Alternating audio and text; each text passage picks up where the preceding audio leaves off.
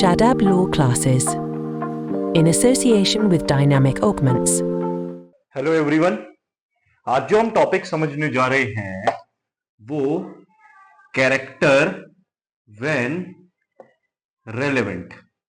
ये हमारा टॉपिक भारतीय साक्ष्य अधिनियम के अंदर है और इसे आज जो हम कैरेक्टर एविडेंस पढ़ेंगे वो क्रिमिनल प्रोसीडिंग्स के अंदर या क्रिमिनल ट्रायल के अंदर कैरेक्टर का क्या रोल होगा वो सेक्शन नंबर 47 और सेक्शन नंबर 49 को डिस्कस करेंगे आज हम।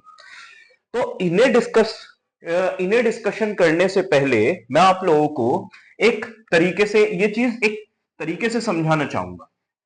देखिए, जब कभी भी एक ट्रायल चल रहा होता है, क्रिमिनल ट्रायल चल रहा होता है, तो सबसे पहले प्रोसिक्यूशन अपने एविडेंसेस को प्रूव करता है। उसके बाद बर्डन ऑफ प्रूफ शिफ्ट होता है किसके ऊपर? डिफेंस के ऊपर। तो डिफेंस अपने एविडेंसेस को प्रूव करता है। ठीक है, तो ये जो कैरेक्टर व्हेन रेलेवेंट की बात होती है तो एक्यूज्ड का कैरेक्टर होता है। किसका? एक्यूज्ड का कैरेक्टर होता है या तो बैड कैरेक्टर या फिर गुड कैरेक्टर, या तो बैड कैरेक्टर या फिर गुड कैरेक्टर। तो हमें यह देखना है कि कब वो रेलेवेंट होता है। ठीक है, सेक्शन नंबर 47 पढ़ने से पहले हमें सेक्शन नंबर 49 पढ़ना पड़ेगा। सेक्शन नंबर 49 ये कहता है कि किसी भी पर्सन का या एक्यूज्ड का बैड कैरेक्टर रेलेवेंट नहीं होता, इट इज इररेलेवेंट। मगर वहां पे लिखा है एक्सेप्ट इन रिप्लाई, एक्सेप्ट इन रिप्लाई।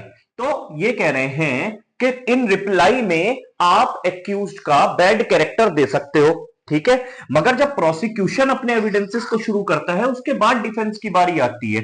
तो हमेशा एक खुद सोचिए आप, बैड कैरेक्टर एक्यूज्ड का प्रोसिक्यूशन तो प्रूव करेगा मगर वो तो इररेलेवेंट है, वो रिप्लाई में रेलेवेंट है। तो इसीलिए सेक्शन नंबर 47 ये बात कहता है हमारे लिए कि डिफेंस जब अपने एविडेंसेस दे रहा होगा और डिफेंस अपने एविडेंसेस में ये चीज कहता है कि एक्यूज्ड का मैं गुड कैरेक्टर शो करना चाह रहा हूं, गुड कैरेक्टर के accused is of good character, तो सबसे पहले सेक्शन नंबर 47 ये बात कहता है हमें कि एक्यूज्ड का या किसी भी पर्सन का गुड कैरेक्टर रेलेवेंट होगा।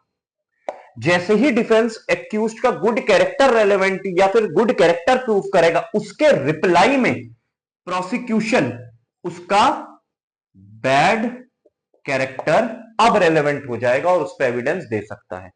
तो हम लोगों को यह बात समझनी पड़ेगी कि ये वाली चीज समझनी पड़ेगी कि डिफेंस स्टेज पे जब डिफेंस अपने एविडेंसेस दे रहा है उस पर गुड कैरेक्टर रेलेवेंट है और उसके रिप्लाई में प्रोसिक्यूशन उसका बैड कैरेक्टर शो कर सकता है। ये वाली बात हमें समझनी पड़ेगी। ठीक है, कि उसके रिप्लाई में तो सेक्शन नंबर 47 बात करता है गुड कैरेक्टर की और सेक्शन नंबर 49 करता है बैड कैरेक्टर की। कि वैसे तो वो इररेलेवेंट है मगर रिप्लाई अगर आप दे रहे हैं उसका तो वो क्या हो जाएगा? वो रेलेवेंट कंसीडर किया जाएगा, वो रेलेवेंट कंसीडर किया जाएगा।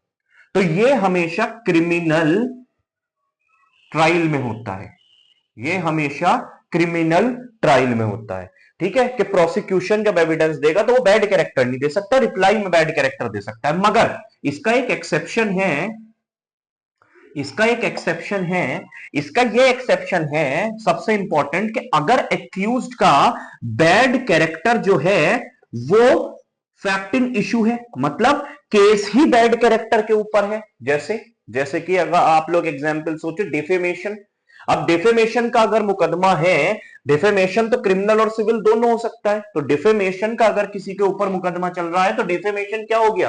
हाँ, उसके कैरेक्टर की ही तो बात है सारी की सारी डिफेमेशन में, है ना? उसके कैरेक्टर के ऊपर ही तो है पूरा का पूरा केस। तो उसमें उसका बैड कैरेक्टर प्रोसिक्यूशन पहले ही प्रोसिक्यूशन एविडेंसेस उसके केस ही उसी पे ही है, तो उसमें तो कोई मना ही नहीं है, वो तो रेलेवेंट है ही।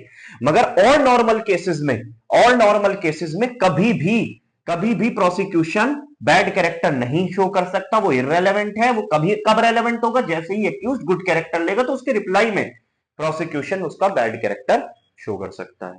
तो सेक्शन नंबर 47 और 49 ये हमारी बात करता है। आई थिंक आप लोगों को गुड कैरेक्टर और बैड कैरेक्टर बहुत अच्छे से समझ में आएगा। All the best.